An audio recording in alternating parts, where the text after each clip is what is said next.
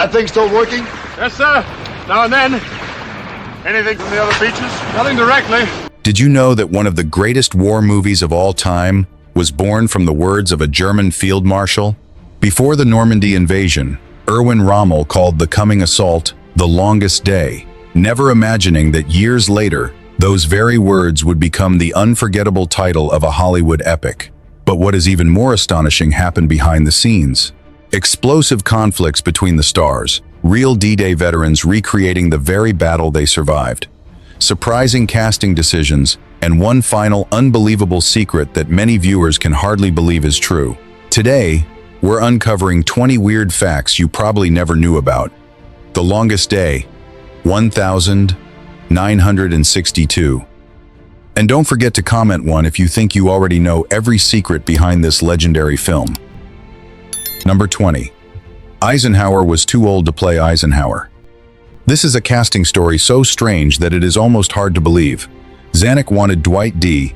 Eisenhower himself, the man who actually commanded the invasion, to play himself on screen. And amazingly, Eisenhower agreed. There was only one problem. 18 years and 2 presidential terms had aged him. No matter how hard the makeup team tried, they simply could not make him look like the younger general who had stood at the center of D-Day. So they found a stand-in who looked astonishingly like him, Henry Grace, a Hollywood set decorator who had never acted a day in his life. He looked so much like the younger Ike that he won the role based on appearance alone. His first role in a movie career was portraying one of the most famous figures in history without having a single previous acting credit. Number 19. The secret reason the film was kept in black and white. Now, why was one of the most expensive films of its era shot in black and white? By 1962, color movies were everywhere, and this film cost an enormous amount of money, reportedly around $10 million, making it the most expensive black and white film ever made until Schindler's List came along decades later. So the choice was deliberate and very clever. Zanuck wanted to create the rough look of newsreel footage so audiences would believe they were watching real history unfold. But there was another, more discreet reason. His cast was filled with older stars playing soldiers half their age. Black and white film was very good at hiding things. It softened wrinkles, blurred the marks of time, and helped middle-aged legends look like young men charging onto the beaches. It was both a bold artistic statement and a quiet touch of movie star vanity. Number 18. John Wayne's $25 million feud. Let's begin with a feud that came at a very high price. Most of the legends in this film, Henry Fonda, Robert Mitchum, and a long list of others, received only about $25,000 for their brief roles. John Wayne wanted 10 times that amount. He demanded $25 million. I'm quite sure that they too are impatient and itching to go. Do I make myself clear? And Darryl Zanuck paid every single cent. Why? Purely out of revenge. Zanuck had once publicly mocked Wayne's passion project, The Alamo, and ridiculed actors who dared to produce their own films. Wayne never forgot it. So when Zanuck himself had to turn to Wayne and ask the biggest star in Hollywood to use his box office appeal to save the film, Wayne knew his moment had arrived. He named an enormous fee, as a reminder that an insult can sometimes come at a very high price. After only a few days in front of the camera, Wayne had earned more than most of the famous stars around him. It was not just a contract, it was revenge signed in money. Number 17. Richard Burton and Roddy McDowall worked completely for free. This is a fact that sounds almost impossible in modern Hollywood. Two actors, Richard Burton and Roddy McDowall, did something nearly unthinkable. They appeared in this film without receiving a single dollar in payment. At the time, both men were in Italy, making Cleopatra, one of the most chaotic and expensive film projects of the era. Production was constantly delayed, forcing the actors to wait for hours, sometimes even days, between scenes. Burton and McDowall began to go crazy from boredom. So when Darryl Zanuck called and offered them a few small roles, they immediately agreed. They flew to the set, completed their work, and asked for no money at all. The most memorable moment was Richard Burton's scene as a wounded pilot, exhausted and seemingly having witnessed far too much death. Without intense gunfire or massive explosions, he still created one of the most haunting moments in the film. A brief role, no payment, no glamour. But long after the final gunshot faded away, people still remembered it. Number 16. How Robert Mitchum shamed everyone else into charging into the sea. Imagine standing in front of Omaha Beach, preparing to film one of the most intense landing scenes in the movie. Hundreds of extras dressed as American soldiers were ready. But when the landing craft doors opened and they saw the freezing water ahead, they all hesitated. No one wanted to jump in. The shoot quickly came to a standstill. The director could give orders, and the crew could urge them on, but no one was willing to step into that ice-cold water. That was when Robert Mitchum lost his patience. He did not shout, argue, or give a speech. Mitchum simply stepped forward quietly and charged straight into the sea. That moment left everyone still standing on the shore with almost no way to back out. When the biggest star in the scene was willing to endure the cold, hundreds of extras had no choice but to charge in after him. That was Robert Mitchum, tough, calm, and leading by example.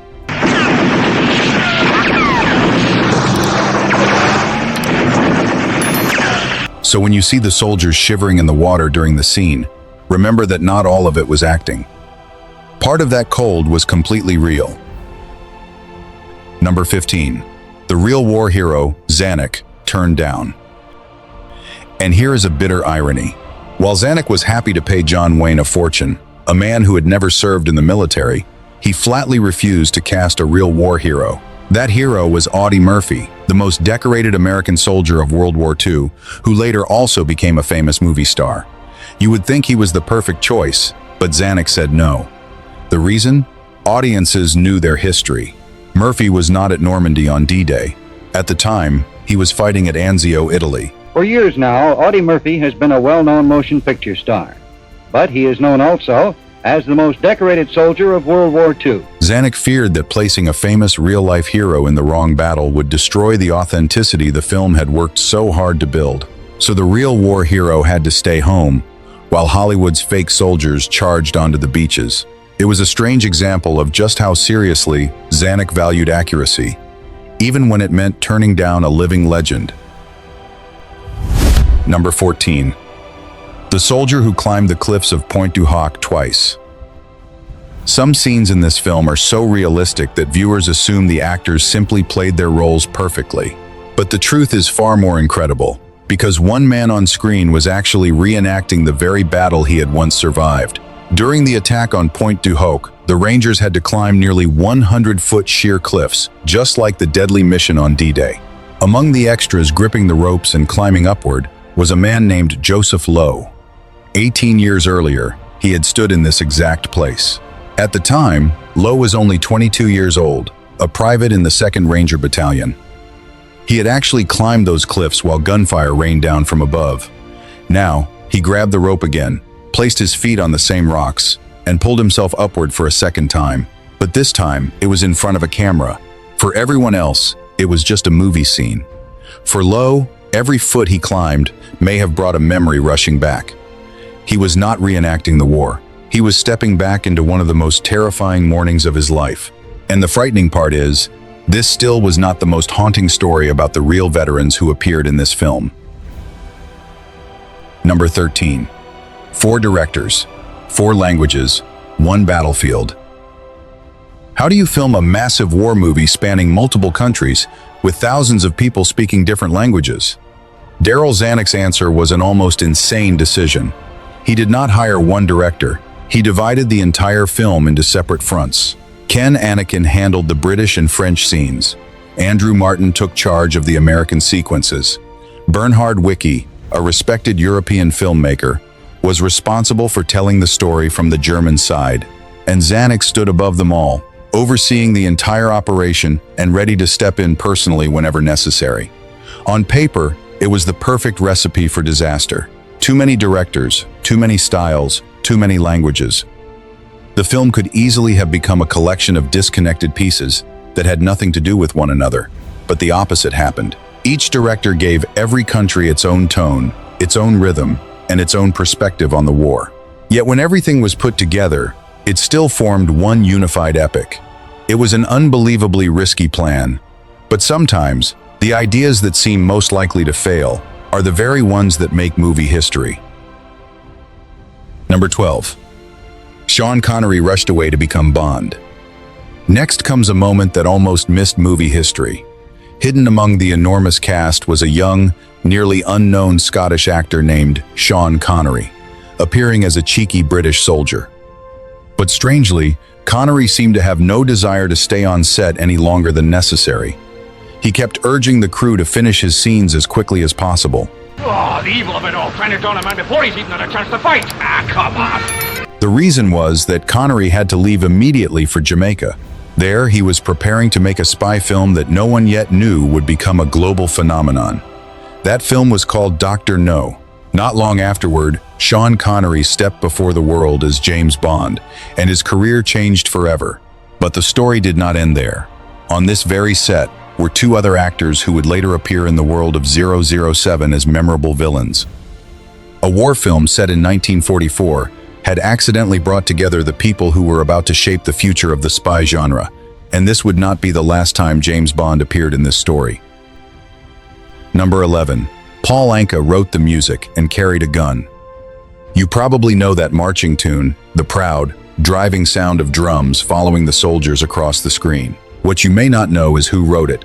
Well, if you ask me, 3 grandmothers with brooms could sweep us off of there like flies off of a sugar cane. It was teenage pop idol Paul Anka, the young man who had become famous for Diana and Put Your Head on My Shoulder. Zanuck gave the young singer the task of writing the film's theme song, and Anka created an anthem that still moves veterans to this day. But he did not stop at the music. Look closely at the American Rangers and you will see Anka himself in uniform, playing one of the soldiers. He was not the only pop idol among the ranks, either. Zanuck filled the cast with faces loved by young audiences to draw teenagers into theaters, a clever 1960s marketing strategy hidden in plain sight beneath military helmets. Number 10. The paratrooper left hanging over Sainte Mère Église. Some scenes exist only on screen, but others are so real that more than 80 years later, people can still go to the actual place and see traces of what happened. One of the most unforgettable images in the film is the paratrooper trapped on the church steeple, helplessly swinging in the air while the entire town below descends into chaos. The incredible thing is that it really happened. On D-Day, American paratrooper John Steele was blown off course by the wind, and his parachute became caught on the church steeple at Sainte Mère Église. He was left hanging high above the ground, completely helpless as the battle erupted below him.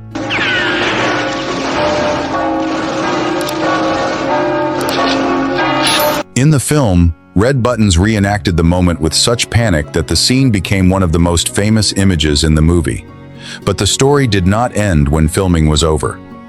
To this day, a mannequin of a paratrooper with a parachute still hangs from that very church steeple to commemorate the event. A real man became history. History became cinema, and cinema helped that moment live forever. Very few films leave behind a mark that you can actually visit and look up at. Number 9. Why Zanuck let the enemy speak German. This is what stunned audiences in 1962. In most Hollywood war films of the time, every character, Germans, French, everyone, conveniently spoke English. Zanuck refused to do that. He insisted that German soldiers speak German and the French speak French, with subtitles to help audiences follow along. For a major American blockbuster, this was almost unheard of. Tell the men to stand firm. Tell the chaps to expect another counterattack, a heavy one. The studios feared that subtitles would drive mainstream audiences away, but Zanuck believed authenticity mattered more than comfort. The choice made the enemy feel more human and gave the film the atmosphere of real history rather than propaganda. It was a gamble that could have sunk a $10 million production. Instead, it became one of the main reasons both critics and veterans praised the film for its honesty. A small line of subtitles, but a giant step forward for the war film genre. Number 8. Future Bond villains hidden in German uniforms. Remember the Bond connection I promised? This is it. Among the German officers in the film were two actors who would later become legendary James Bond villains. Gert Frobe, who played a quiet German sergeant in the film, would later become Goldfinger himself, the man obsessed with gold. Kurt Jürgens, who played a German general, would later portray Carl Stromberg in The Spy Who Loved Me. But Jurgens' story had another twist. In real life, during the war, he was not loyal to the Nazis at all. He was once sent to a Nazi detention camp because he was considered politically unreliable. So a man who had once been imprisoned by the Nazis eventually calmly played one of their generals on screen. War films are always filled with strange parallels like these between fiction and the real lives of the people who appear in them. Number 7. Bill Millin, the bagpiper so crazy no one wanted to shoot him. The next story sounds like a legend, but it really happened. The film recreates one of the strangest real sights of D-Day.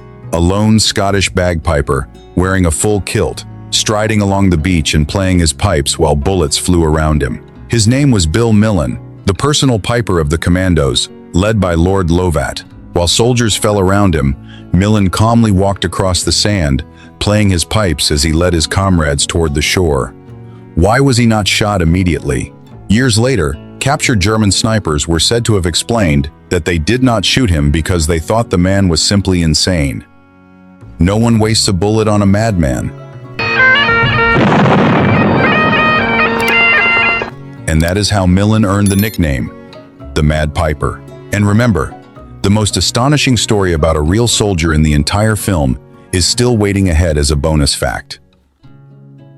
Number 6. An army of 23,000 real soldiers. The scale of this production is almost impossible to imagine today. Forget green screens and digital crowds. This film used real soldiers. A lot of them, the United States, Britain, and France, provided the production with around 23,000 troops to serve as extras in the massive battle sequences.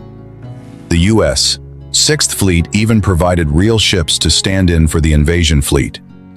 When you see wave after wave of soldiers pouring onto the beaches, it is not clever editing or visual trickery. You are watching thousands of real military personnel being assembled and deployed almost like an actual military operation.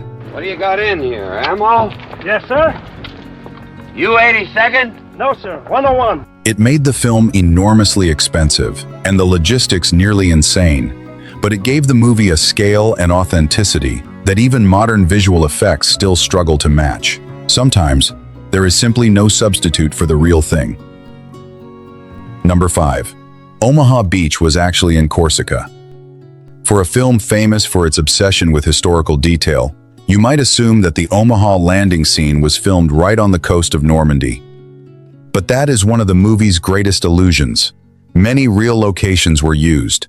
Pegasus Bridge, Pointe du Hoc, and towns connected to D-Day all appeared in front of the camera. Yet the most intense battle scene, where hundreds of soldiers rushed out of landing craft amid gunfire and explosions, was filmed hundreds of miles away from Normandy. The filmmakers turned the sunny beaches of Corsica into Omaha. This Mediterranean island had a coastline better suited to the needs of the cameras and the enormous scale of the battle sequence. So when audiences see soldiers struggling through the surf on what appears to be the coast of France, they are actually looking at an island far to the south. That is the fascinating paradox of cinema. A film can remain completely faithful to the emotion of history while still having to lie about geography to make everything look more authentic. The history was real. Only the beach was not where you thought it was. Number 4. The camera that accidentally ended up in the war. There was one man who charged across Omaha Beach alongside the soldiers for decades, but no one ever saw him, only his shadow. In one intense charge scene from the original version of the film, as waves of soldiers rushed forward through smoke, fire, and chaos, sharp-eyed viewers could spot something very strange on the sand. It was the shadow of a moving camera right beside them. The cameraman clearly had to run close alongside the actors to capture the entire battle scene. And while the crew was trying to create one of the most realistic sequences in movie history, the sun accidentally revealed their presence. The interesting thing is that the shadow remained in the film for many years, a small mistake that millions of viewers could see but not everyone noticed.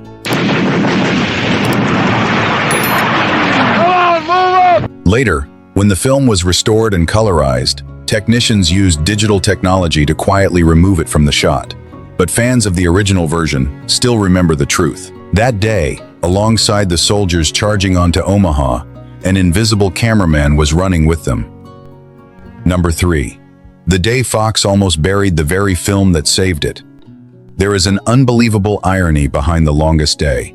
This film was once almost quietly pushed into theaters by 20th Century Fox and then quickly forgotten. At the time, the studio was in crisis because of Cleopatra, a project that kept going over budget and burning through money at a terrifying rate.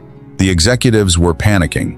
They needed cash as quickly as possible, and The Longest Day became a target.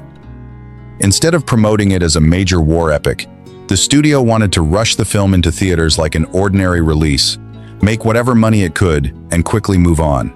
Darryl Zanuck was furious. He refused to let years of work be buried just because of panic in the boardroom. Zanuck fought to preserve the scale of the film and forced the studio to release it in the way it deserved. He won.